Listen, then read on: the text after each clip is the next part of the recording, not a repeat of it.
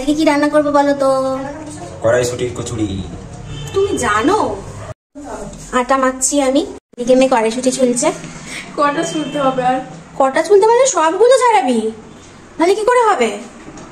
সবগুলো? হ্যাঁ সবগুলো। কড়াইশুটির সাথে 4টে রসুন আর 4টে কাঁচা লঙ্কা দিয়ে কড়াইশুটিগুলো পেস্ট করে নেব। প্রথমে কড়াইশুটির পুরটা তৈরি করে নেব। কড়াইশুটিটা দিয়ে দিলাম পেস্টটা। এবার এতে 1 চামচ চিনি, স্বাদ মতো নুন আর শুকনো লঙ্কা জিরে ভেজে গুঁড়ো করে রেখেছি সেটা একটু দিয়ে দেবো। গরম মশলাও দিতে পারো, অপশনাল এটা, আর রসুনটাও অপশনাল। আমার পুর অলমোস্ট রেডি।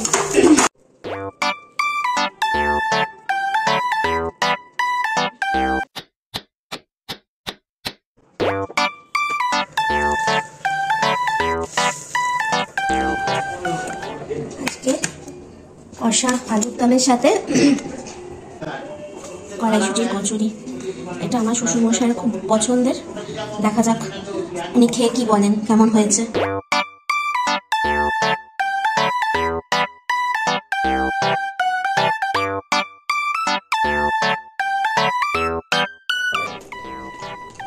ভালো হয়েছে?